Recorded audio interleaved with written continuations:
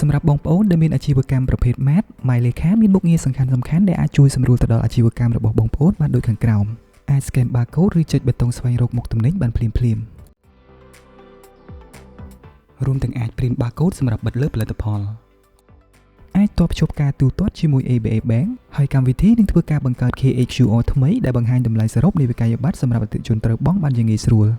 print វិក័យប័ត្រនឹងអាចធ្វើការរចនាវិក័យប័ត្រស្របតាមតម្រូវការរបស់អាជីវកម្មអាចធ្វើការបញ្ចូលតម្លៃតាមតម្រូវការជាក់ស្ដែងដូចជាការបញ្ចូលតម្លៃតាមប្រភេទមុខទំនិញបញ្ចូលតម្លៃលើវិក័យប័ត្រទំនិញសរុបរួមទាំងការបញ្ចូលតម្លៃតាមឈ្មោះអតិថិជនដែលបានកំណត់ការបញ្ចូលតម្លៃអាចកំណត់ជាភាគរយឬក៏ជាចំនួនទឹកប្រាក់រៀបចំបញ្ជីទំនិញឲ្យមានរបៀបរៀបរយរួមមានការកំណត់មុខទំនិញក្រុមទំនិញនិងការកំណត់ម៉ាកផលិតផលបានយ៉ាងច្បាស់លាស់ជួយឲ្យងាយស្រួលក្នុងការស្វែងរកនិងគ្រប់គ្រងទំនិញរបាយការណ៍ស្តុកអាចកំណត់និងត្រួតពិនិត្យដឹងអំពីស្តុកចូលស្តុកចេញជួយឲ្យម្ចាស់អាជីវកម្មនឹងច្បាស់អំពីចំនួនស្តុកពិតប្រាកដអាចគ្រប់គ្រងនិងតាមដានទិន្នន័យស្តុកបានយ៉ាងច្បាស់លាស់ងាយស្រួលកែតម្រូវចំនួនស្តុកក្នុង system ឲ្យត្រូវតាមចំនួនស្តុកជាក់ស្ដែងនៅក្នុងហាងធ្វើការបង្ហាញ notification ភ្លាមៗនៅពេលដែលទំនិញណាមួយជិតអស់ស្តុក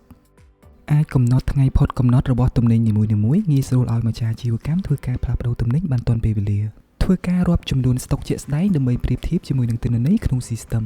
កំណត់របាយការណ៍កំងទិញសម្រាប់ផ្ទៀងផ្ទាត់ការទូទាត់ទៅឲ្យអ្នកផ្គត់ផ្គង់ប្រចាំសប្តាហ៍ឬក៏ប្រចាំខែបង្កើត account សម្រាប់បុគ្គលិកនិងកំណត់សិទ្ធិសម្រាប់បុគ្គលិកពិនិត្យមើលរបាយការណ៍ការលក់និងចំណូលចំណាយប្រចាំថ្ងៃប្រចាំសប្តាហ៍ឬប្រចាំខែបានគ្រប់ពេលដោយគ្រាន់តែប្រើប្រាស់ទូរស័ព្ទដៃម្ចាស់អាជីវកម្មអាចពិនិត្យមើលរបាយការណ៍ទាំងនោះដោយមិនចាំបាច់មកហាងផ្ទាល់រួមទាំងមានមុខងារសំខាន់ៗជាច្រើនទៀតដែលអាចជួយសម្រួលឲ្យម្ចាស់អាជីវកម្មអាចគ្រប់គ្រងអាជីវកម្មទាំងមូលបានយ៉ាងមានភាពងាយស្រួលបែបសម័យទំនើបម៉ៃលេខាជាជម្រើសល្អបំផុតសម្រាប់ម្ចាស់អាជីវកម្មវៃឆ្លាតតាក់ទងមកពួកយើងឥឡូវនេះសម្រាប់ព័ត៌មានបន្ថែម